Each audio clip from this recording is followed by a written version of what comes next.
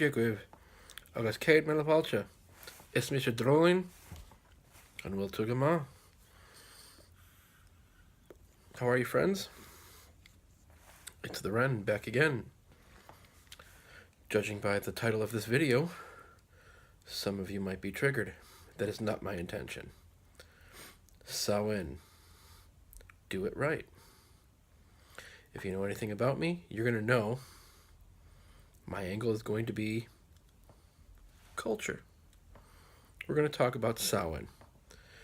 I'm going to reference some notes and cover some things that otherwise might not be commonly known.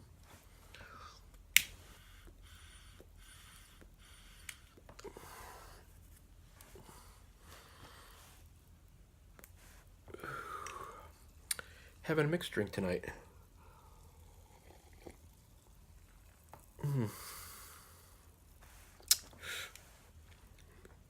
Red Stag with Dr. Pepper. Not something that I do on it quite often. Usually only do that when company's about. But your company, so. Samhain. What do we know about Samhain? Well, we know quite a lot. Which makes me sad because we see so many people in their traditions, be it neo-paganism, Wicca, modern Druidry, celebrating Samhain in a way that's not culturally accurate. And with all the things that we know about, why would they not celebrate it in a more traditional way? As mentioned, I have some notes that I'm going to go over to stay organized. And I took mainly most of these notes from Alexi's work in his book, The Apple Branch. Let's see if I can get this lit. It's almost at the end.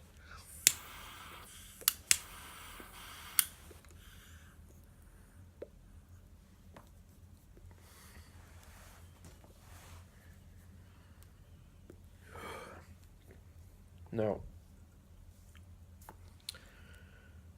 I'm not meaning to trigger people or offend anybody with this video. So if you're coming to it already upset, I'm asking politely to sit down, to sit back, open your mind, please remain objective. And you might learn something if you can remain objective. Leave your baggage at the door. I don't care what your coven does or what your order does. Simply try to listen to what I'm saying, and maybe your future Samhains will be all the more beautiful. I'm here to share. If you're coming for an argument, I won't embrace it. So let's get started. I got notes. So if you see me looking down, it's simply so I can stay focused. If you know anything about my past videos, I ramble, I spiral up the mountain, and I don't get to the point directly. This will prevent that.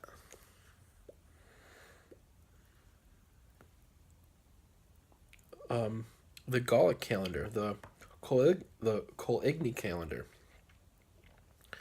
has something that they call, and forgive my pronunciation, I can't speak Gallic.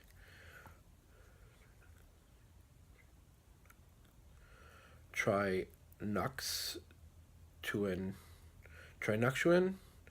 Samoni, which is 3 days, which actually is 3 nights, if we know anything about Celtic stuff, which falls in the month of Simonius, which is the first month of the Coligny calendar. It is the end of summer. Samhain is end of summer. They had the year divided into the light half of the year and the dark half of the year. The beginning of the light half of the year was a Bealtaine.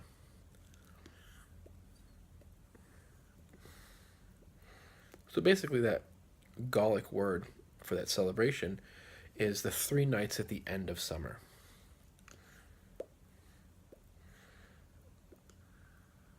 The Samos and the Giamos, or Giamos, I'll probably say the hard Giamos, the two halves of the year.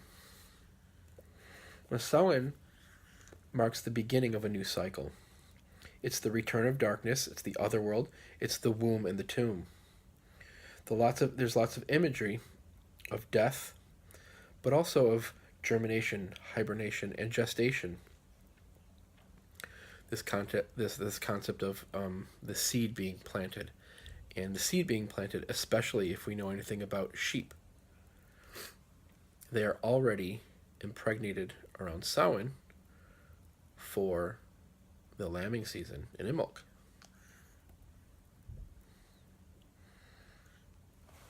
Now, agriculturally, all the work had to be done, harvest had to be done before Samhain.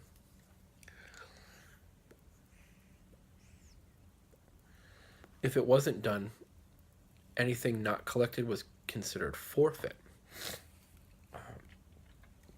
It was forfeit to, symbolically, the spirits of the land, mainly what you would call the Favoira or the Fomorians,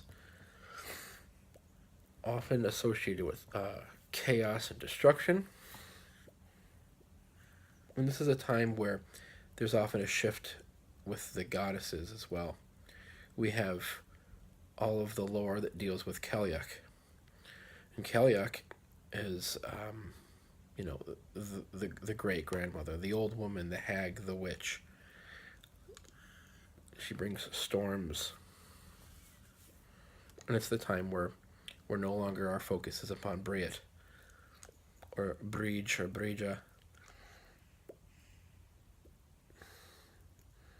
Now, the spirits of the land have that concept of raw power, and it's usually a destructive force.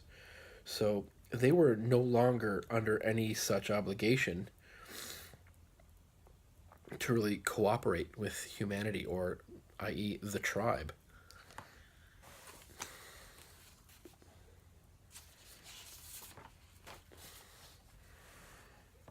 There should be a rekindling of the fire. It's usually from the center to the edge, but I'll get to that. But the rekindling of the home fire, the hearth, which was considered the center of the home.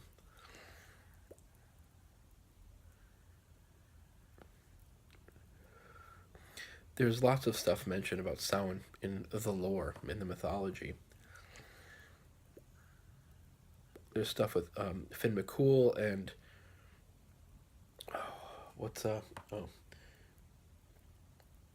Aileen Mock Miona. There's stuff with Cuchulainn,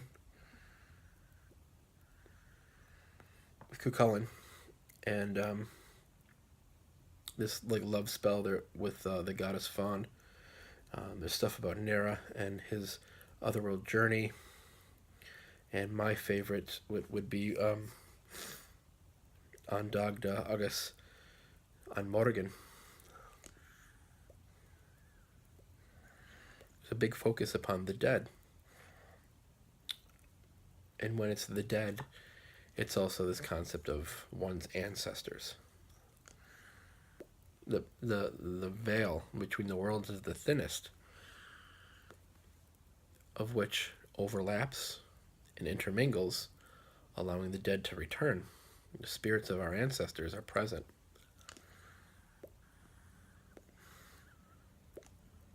And there's a feast, and that feast is very important. The feast is always just as important as the ritual.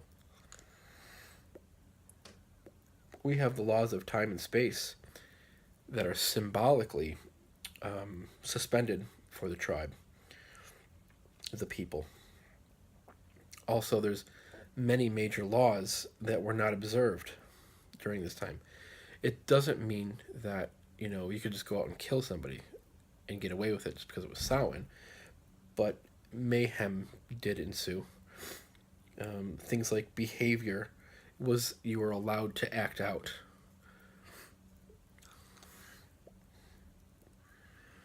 So Alexei has broken it down to 5 main themes that really exist for Samhain.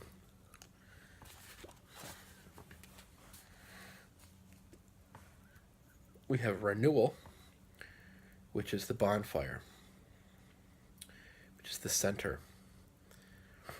And it's the center to the edge. And we'll cover that. We have hospitality to the dead, the welcoming back to this plane. You also have the welcoming cup when people visit. There's dissolution.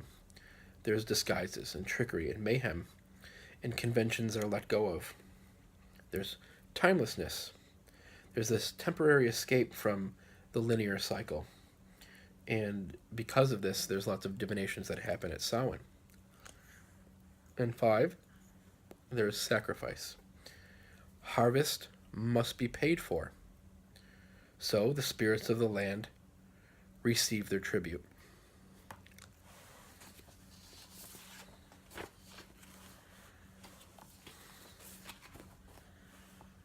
Now, within the lore,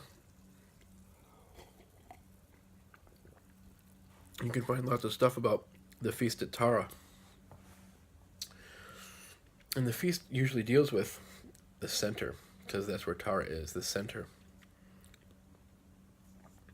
It deals with the High King, the Ardri, and him representing the people, the tribe. All fires were extinguished, and then they were relit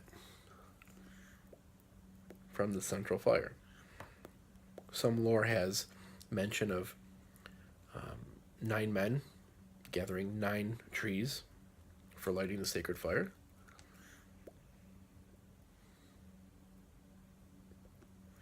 And the actual lighting of the fire of Tara was not at Tara. It was at another hill about 12 or so miles to the northwest. And I'm going to screw this name up, but it's Tlachthga. Tlachta. It's a burial place for somebody, for a woman of the same name. And this is a common motif,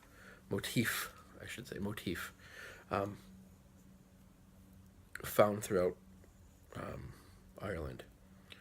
A place being named or honored from a woman that has passed. Often that becomes a goddess.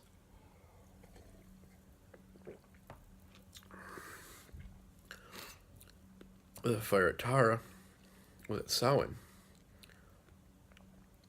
and it burned until Bealtaine, of which those fires were lit at Uisneach, which is also not far from Tara, and it's considered like the navel or the sacred center of Ireland as well. And Uisneach was associated with Bealtaine, which was associated with the priestly caste, the Drury, where the High King and the people of the tribe were associated with Tara. But the fire should be seen as a sort of gift from that goddess to the tribe that are assembled at that sacred center. So there's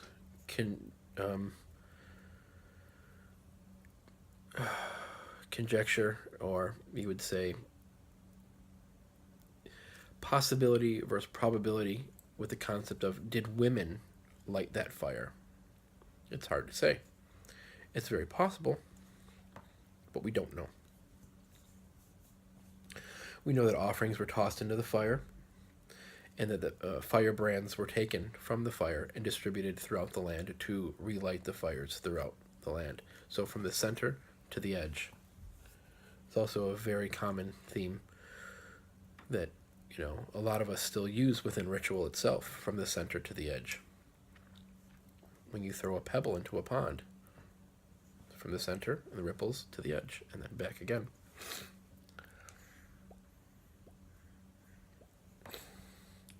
This concept of the dead, not only was food set out for them, but people emotionally prepared themselves for a family reunion, to go through the process of seeing them again, to be able to speak with them again.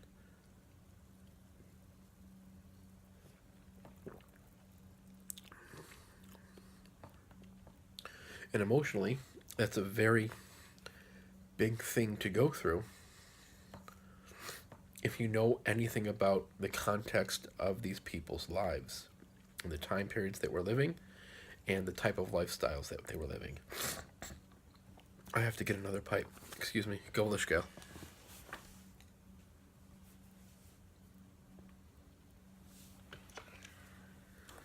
All right. There's lots of things that was done, games and folk customs, and I'll cover some of these, but one of them right off the go is, excuse me, bobbing for apples. This is important because, we know how the game is played. Your hands are behind your back, and you can only use your teeth and your head. But the apples, they float upon the water. All these elemental themes, the underworld, the otherworld, the unseen, not being able to use all of your body, apples being associated with Monanon and Awan, yeah. You could say Evan Maka, so it would be Evan Avlach, yeah, the land of the apples. Yeah, Evan Maka, which is the north, so yeah, Evan Avlach for Monanon's land. Monanon Maclear. The concept of dissolution. We have this theme where there is partying, there is merriment, there's mayhem. There is this concept of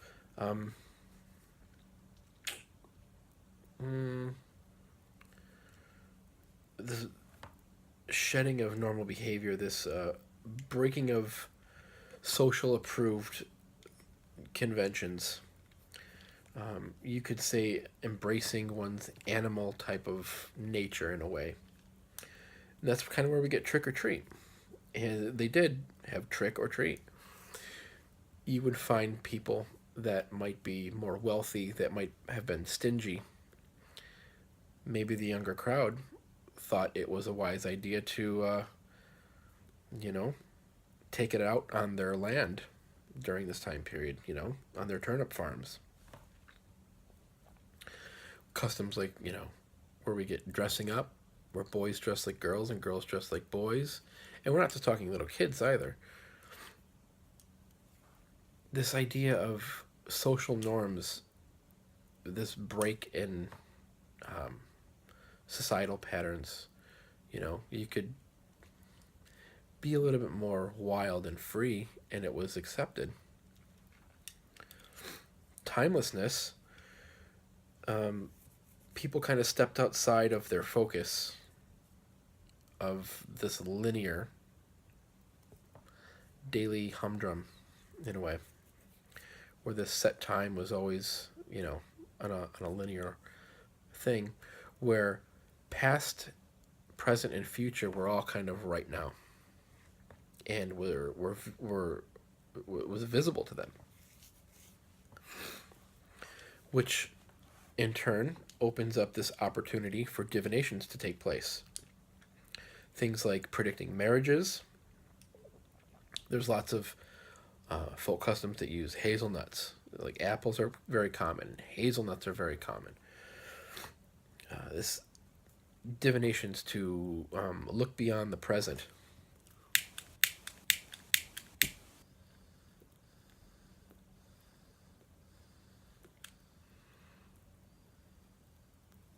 Back in this time, a lot of marriages were arranged. So this was also a means of, looking into beyond the present, looking into the future. or to see who's, you know, who you might be wed to, things of that nature. Again, you have to look into these people's culture, the the type of lifestyle that they lived and the time period. These people faced a season of cold, and with this cold, the season of winter was darkness, as well as death and sickness was right around the corner. That flash was weird. These people were no different than you and I. They had stress, they had anxiety and fear and panic. To think that your children might not make it, that's kind of scary.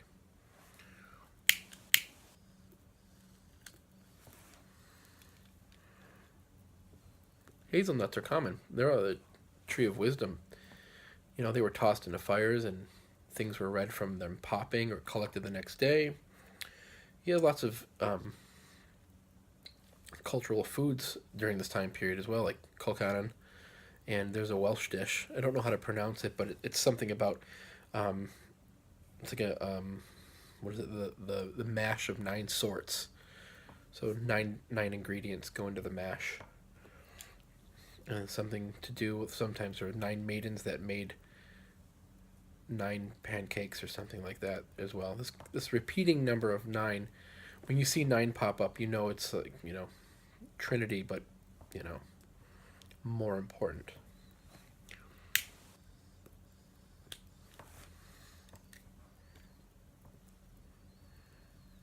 Sacrifice is very important. It's often the most overlooked because we don't live, most of us, I should say, don't live in rural areas that are agricultural, and most of us do not have farms that have herds and flocks. But it is one of the most important aspects of Samhain.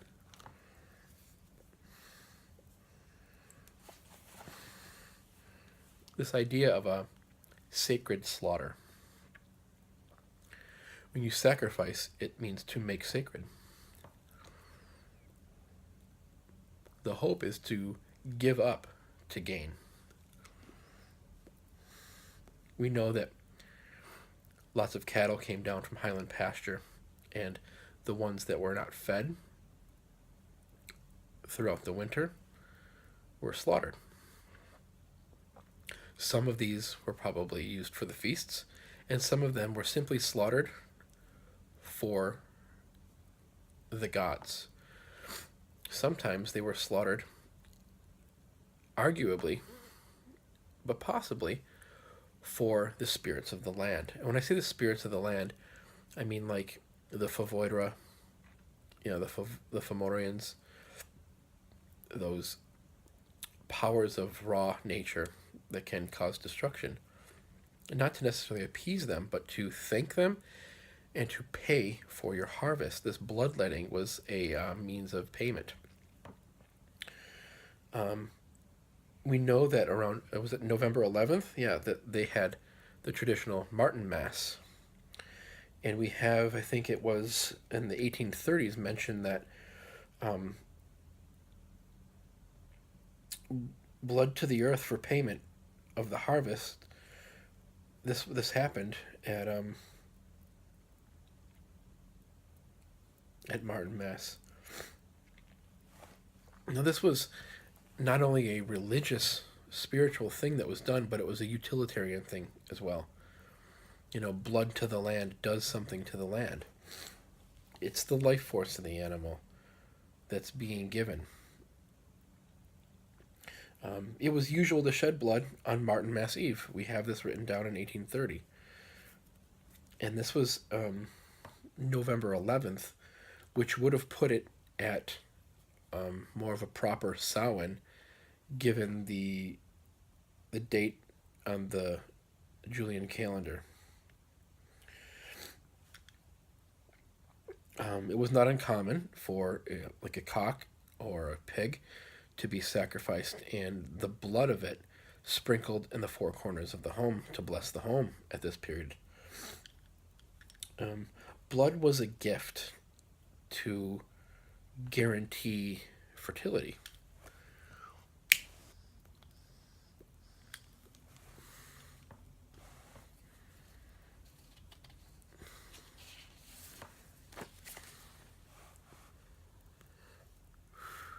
I mentioned some of the folk customs. We do have one of them that survives. There's lots of them. I'm not going to mention all of them. If it's of interest, and it should be, you'll just have to look into that. But one of them, there's when you have bannocks made, they would purposely burn one of the bannocks. And they were drawn like lots, and the person that got the burnt one was often teased or harassed throughout the ritual, the feasting. But you can turn that into something else as well. The person that gets the burnt lot, they're kind of like the one that's being sacrificed themselves, and for the future year, they have more responsibility upon their shoulders for their people, for their tribe, for their community. This was the time of year when wealthy families would freely give meat to the families that didn't have the means to sacrifice or to feast during this time period.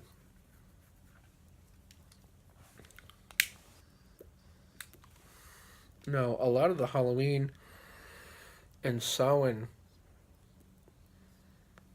customs and themes seem to emphasize on dissolution and some timelessness, but they rarely focus on the renewal, the hospitality for the dead, and especially they don't really cover sacrifice. Now, with renewal, there's a focus on the bonfire. Now, if you're not able to have a bonfire at your house, or you're having ritual indoors for some reason, you can perform these things within the home, albeit symbolically.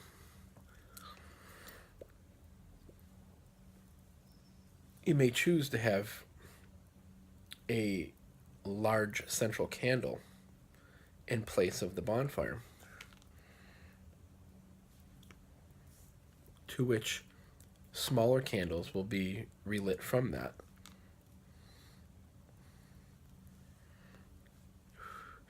You could have no lights except for maybe one candle. Maybe that candle represents the candle that's still burning from Bealtaine. And you would extinguish maybe your pilot to your stove, or the one for your hot water heater. And then upon lighting the new candle for the new year, in the center, you would use that candle to light all the other lights, like your pilot and your hot water heater, again for the new year. You could use a red candle for that, and maybe a white candle for the one that represents Bealtaine. These are just suggestions here. Food for the dead is very important.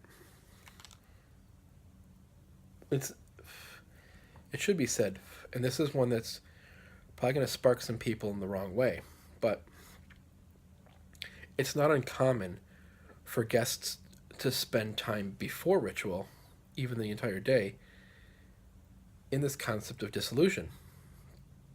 And in such, coming to ritual intoxicated, or acting in a way that would otherwise be, to most situations, unwelcome. You have to remember that, this concept of breaking these patterns of societal norms and acting in a strange way was very common. So to show up to ritual somewhat intoxicated or acting silly or strange, this was acceptable. Disguises and costumes and outrageous attire, these things were also common. People were embracing this this idea of being mentally divorced from the mundane customs and the concerns of daily life.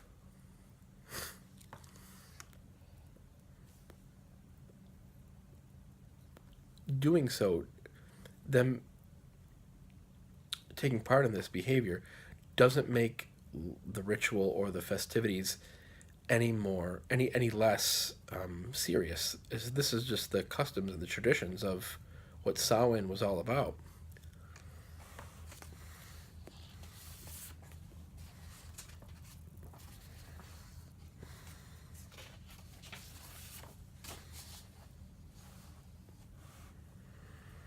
So there was the theme of renewal, and it was done generally poetically during the middle of, I guess you would say, ritual. And it was something that was about embracing the cold and the winter, and the people would mentally focus upon the cold and the winter in silence. And also from that, like, that darkness, within darkness, seeds do grow. So it's not just death, death, death. It's death, but there's still this trust that within the future, through this darkness, there will be hope. And hope is brought to light at Imbolc. This idea of fire burns away the old. It allows light and warmth and safety and comfort. So with candles, you could choose. Did I skip a page? I don't know. I don't think so. But with candles, you can choose white, red, and black. You could designate white to be conscious or rational, or the gods. The black would be the unconscious, the intuitive, and the goddesses, and red would be like the tension or the interface of the two aspects together. And you could have these candles about near to the center, and people can choose which color they want for the coming year, if that's something you're interested in doing. But how will we deal with sacrifice? If you're living in a suburban area or an urban area and you're celebrating this indoors, how do you deal with sacrifice if you're not sacrificing your own animals at your own farm? Well, you could focus through meditation, maybe a single word or a sentence, and put it on a piece of paper that's burnt into that central flame and then put into a bowl, of which then would be discarded by somebody like the Druri. And when I say discarded, I mean usually offered, not just put into the trash, but put into a sacred place.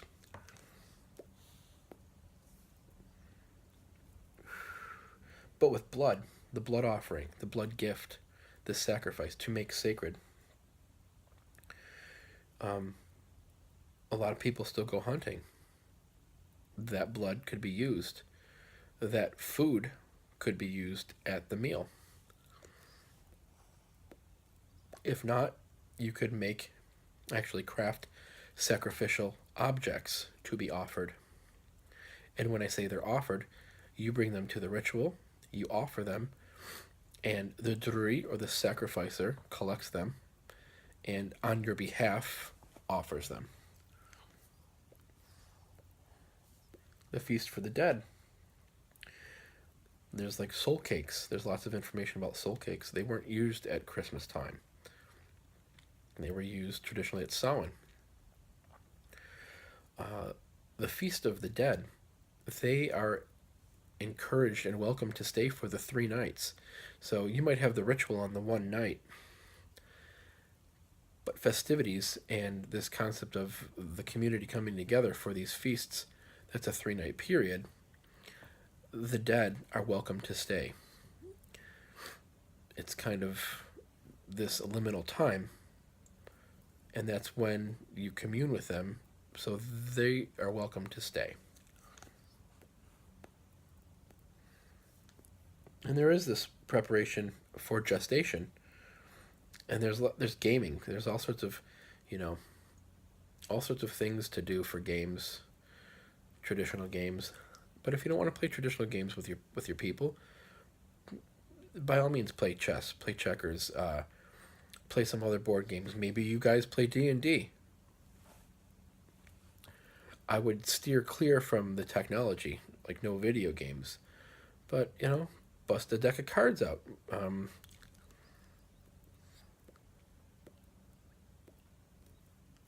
These are the things that you do with your people. Let me just go through my notes real quick, because I think I might have left a couple things out. I got that and that.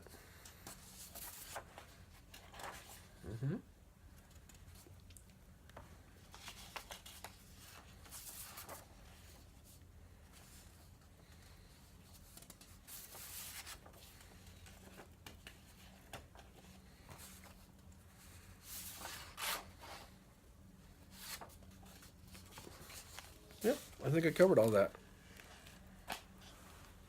So I hope you guys gathered a little bit of something from the cultural aspects of Samhain. Those themes are very important.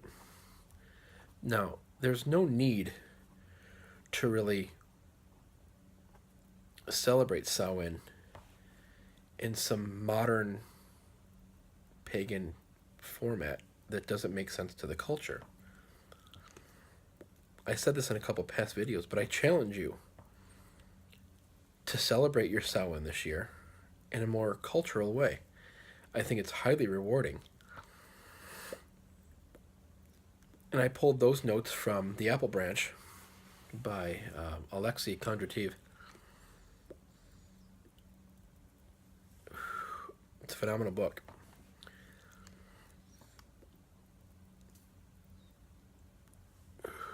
There really is no need for the trappings that neo-paganism or Wicca or modern Druidry and those orders use for their rituals. The ritual itself does not have to be complex. In my opinion, and this is my opinion here, any ritual that's longer than a half hour, you're doing it wrong. You really are.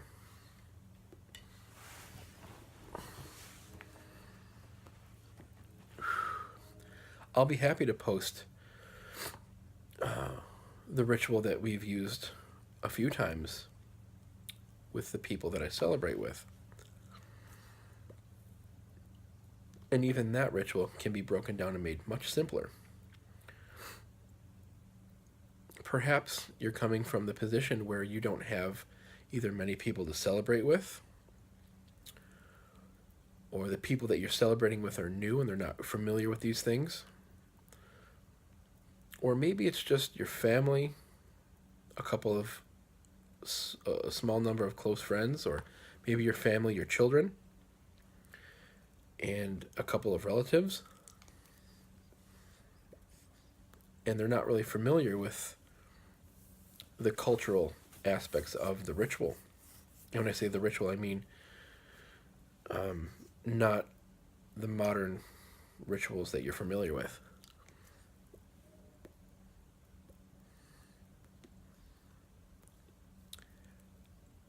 A basic idea would be, when guests arrive, offer them a sip of the welcoming cup. Have a cup designated for when people arrive, and put something in there that they'll probably enjoy. We often use mead. It's a winner. When they come, you offer them the welcoming cup, and then you welcome them with a good, Cad Millefulcha, 100,000 welcomes. They take a sip, you take a sip, you put it down. Or you pass to the next person coming in the door.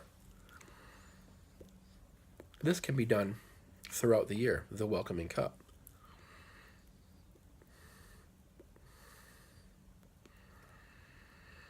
It's generally offered with two hands, like the Scottish quaich. You hold it.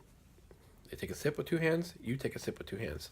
Two hands signifies symbolically that your hands are occupied, and they cannot reach for their dirk or a dagger to jab you, and you won't do the same. So we keep ours near to the front door with a bottle of mead and what have you. And I keep my blade there. And I keep it usually half out, half in, to symbolically show it's there. I could use this to kill you when I'm offering you the welcoming cup. So, offer them a welcoming cup, bring them in, work in the kitchen together, make the breads together, make the Colcannon together, make the meals and share in the festivities. Try to remind yourself of the themes that I mentioned through in this video. There is a sense of chaos. There's a sense of mayhem, but merriment at the same time. Have a few drinks before ritual. Relax. Don't be so formal and stuffy. Yes, it's a serious thing, but if you're going to understand Samhain, you also have to understand the concept of what death meant in the Celtic mindset.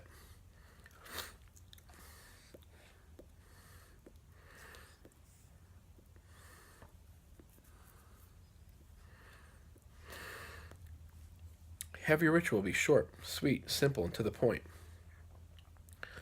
Maybe there's no one there to actually be qualified, if you will, to lead the ritual, so maybe you as the host have to do that. Try to use as much of the native language in your ritual as you can.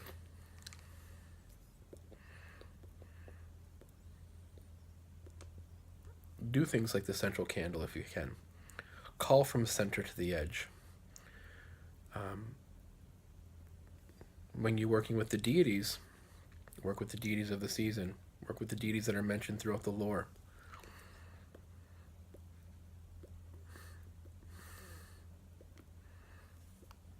Honor the dead. Has anybody passed away in your family or anybody else's family that's present? Call their name in the middle of ritual. If you don't have anybody there to play music for your ritual, create a playlist, something that's fitting, that's playing in the background.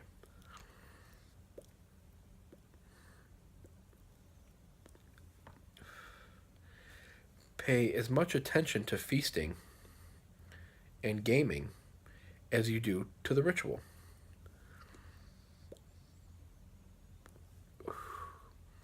After ritual, maybe you'll do your divinations. After ritual, you might have a special time where each individual goes into a special room or goes into a special place to commune with their ancestors. Or any friends that have passed throughout the year. Offerings should be done on their behalf as well during this time period. There's an opening of ritual, there's a closing of ritual, but there's no calling of quarters, there's no working the directions.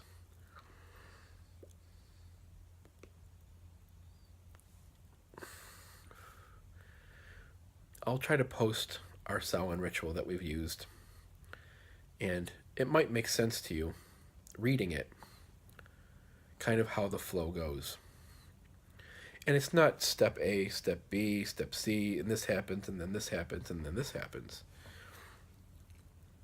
It's not sit, kneel, stand up. Different things can be happening at the same time. This invocation to the deity is happening at the same time this person's making the offering, and then this person's making the offering when this chant starts. It's all happening at same times and weaving in and out. If you're interested in more of these topics, I've covered them on past videos that I talk about ritual. Currently on my blog, the Samhain ritual is not up, but I think I posted our Bealtaine ritual. Yeah, it was the Bealtaine ritual because that's when we did my daughter's naming ceremony or blessing, baptism, if you will. That will also give you an understanding of the types of rituals that we use in Shinshrukt. So, Samhain, do it right. I'm challenging you to take the cultural approach.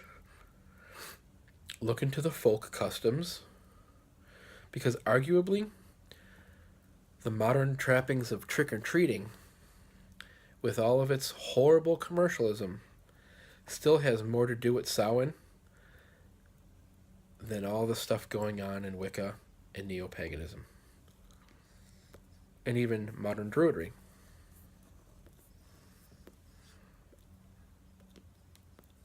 If the themes that I talked about are not present in the tradition that you're using for Samhain, then you're doing it wrong.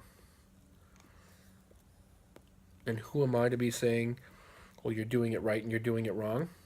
I'm speaking on behalf of the culture. The culture has the faith in it. I'm not trying to be a know-it-all.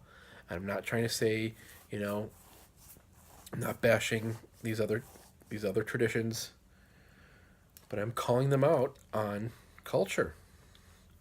Simply focusing on the ritual and the spirituality of Samhain, it's one of those things where everybody gets so worked up and crazed about Samhain, but what about the rest of the festivals of the year? They don't play an important role. They're all equal, but they're different. Equal but different. It's something people have a hard time digesting. Each one of them has value,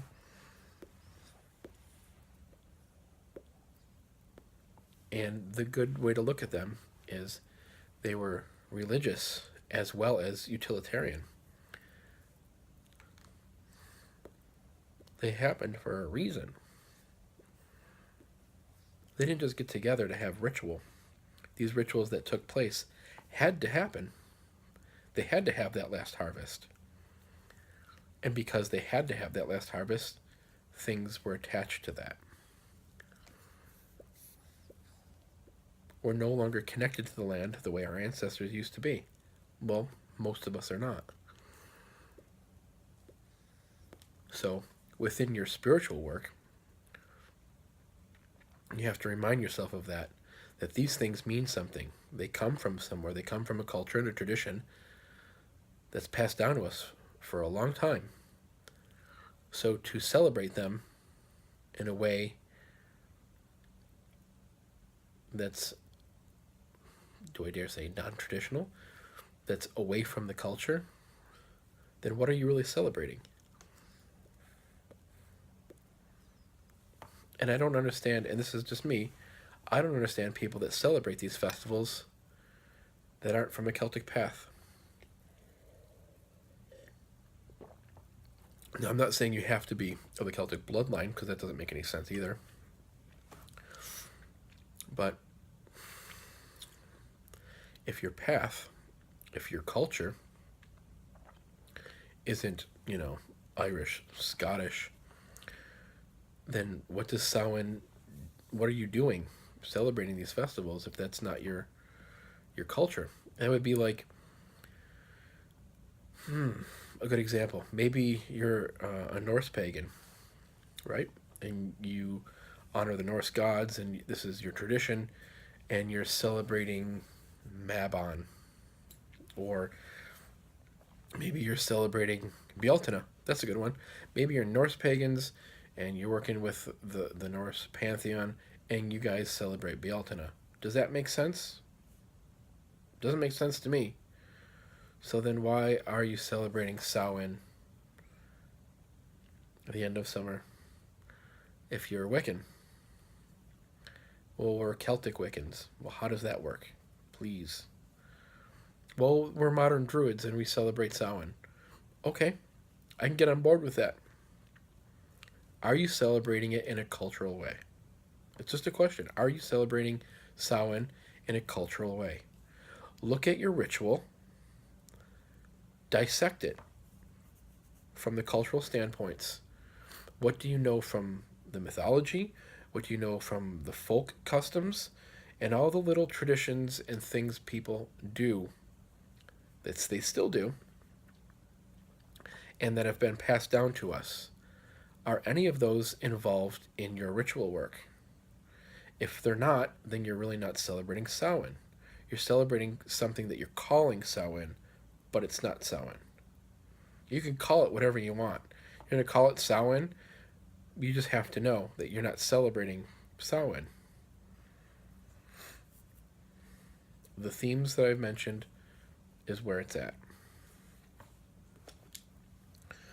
And if you come from a tradition like Wicca or Neo-Druidry or even just modern paganism, and you're interested in celebrating Samhain in a more traditional way, that post will be up of the ritual. And there are books out there, tons of them, that will give you a deep, rich, beautiful insight into the culture and its practices of its faith. I really can't say that enough. The culture, the culture, the culture.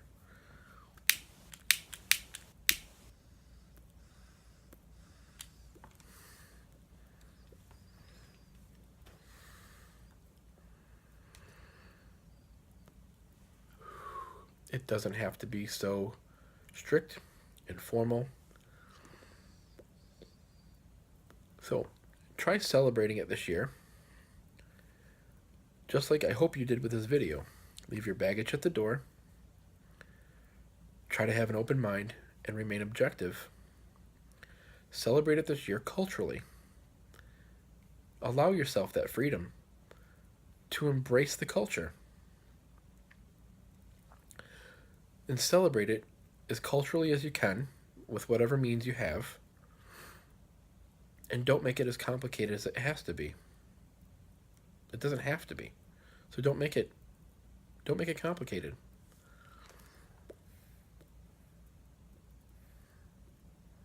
And I'm a firm believer that if you do this, you're going to walk away from a very deep, fulfilling experience that might be path changing. It might allow whatever path that you're walking to become more cultural.